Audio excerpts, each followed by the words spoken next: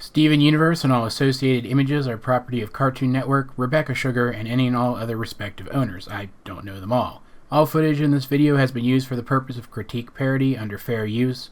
Please support the official release.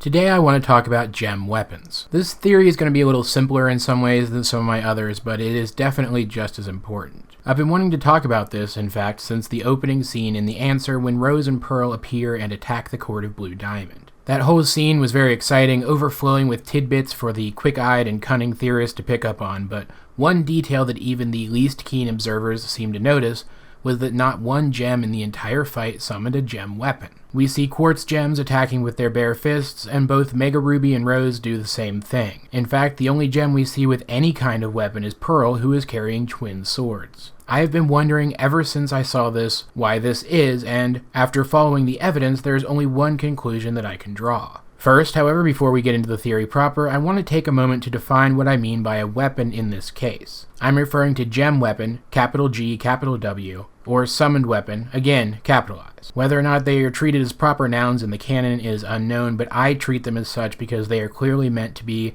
distinct terms, different in their meaning than a regular weapon or a standard gem power. A summoned weapon is an object that a gem can create from their gemstone which serves some purpose in battle, but it is not always the gem's primary weapon. For example, Rose wielded a sword as her primary offensive weapon, but her summoned weapon is a shield. Likewise, Lapis, according to the crew, wields her hydrokinesis as her main weapon, but her summoned weapon is her water wings, which are a distinct and separate power from her general water controlling ability. At this point in the series, creating a summoned weapon has been treated as a very important milestone in a gem's life, and we can assume that it is an ability that all gems share, as even Steven, the first half gem, was expected to have this power. And yet we don't see a single gem weapon summoned during the fight in the Cloud Arena.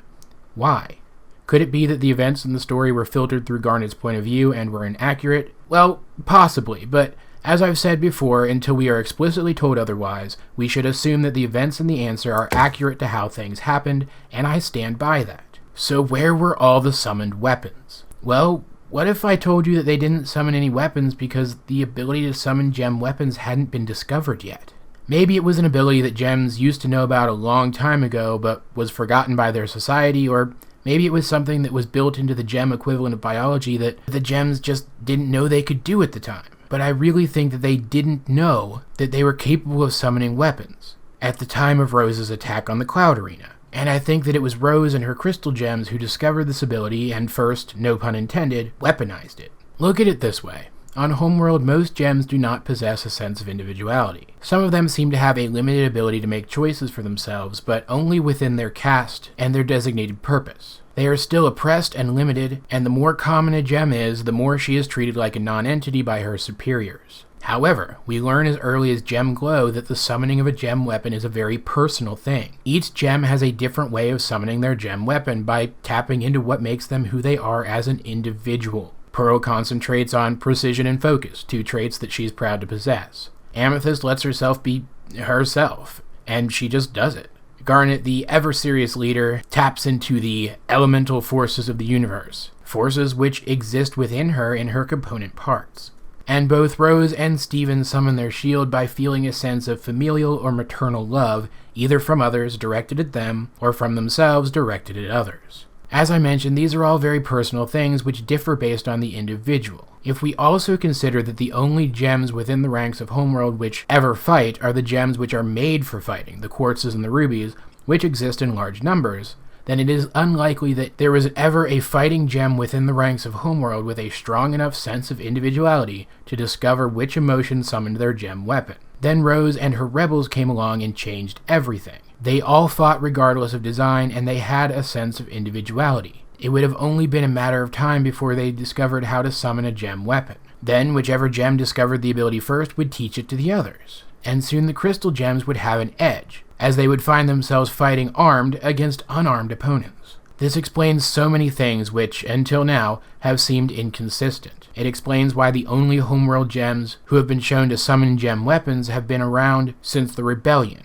The war would have brought out things in themselves that they never would have discovered otherwise, and that, combined with seeing the crystal gems summon their weapons, would give them the opportunity to learn the technique. It explains the gem-sized physical weapons at the Strawberry Battlefield. Homeworld had to start producing weapons to arm their soldiers and give them a fighting chance. It explains why Rose and Pearl both fought the war with physical swords. They didn't learn how to summon gem weapons until after they had already armed themselves otherwise. And it even explains why Garnet's summoned weapon, her gauntlets, doesn't seem to be made from two different weapons even though she is a fusion. She literally learned the gem weapon summoning power when she was Garnet. The gauntlets are literally hers, not rubies or sapphires. In short, guys, I think it was Rose and the Crystal Gems who discovered, or possibly rediscovered, this gem ability, and that they never would have under the oppression of Homeworld. That it was the fact that they chose to be their own people which led them to discovering this power, and that it might have been the key to them actually putting up a fight against the superior numbers of Homeworld during the war. But what do you guys think? Does my theory swing true, or do you have a counter? Let's get a discussion going in the comment section down below. This has been AJ22, and I will talk to you guys later.